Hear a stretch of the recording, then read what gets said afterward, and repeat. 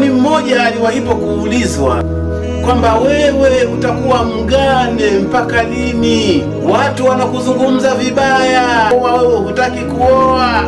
Yule mwanachuoni akawajibu kuwa jambo la kuoa sio kwamba mimi ninalibughudhi au nalichukia au nalikataa. Mimi hivi sasa kwa kweli ninashughulika na nafsi yangu, kuiweka sawasawa ikae katika taa ya kumtii Mungu.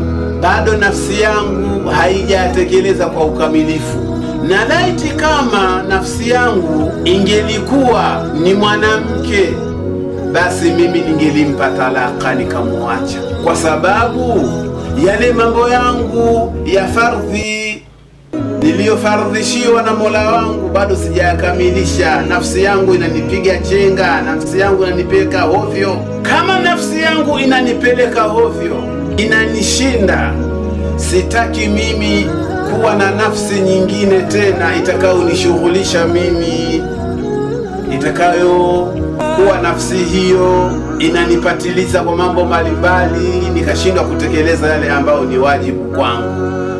Ama nikiyamaliza, nikiyatenda sawa sawa, basi hilo jambo la kuoa mimi nitaoa.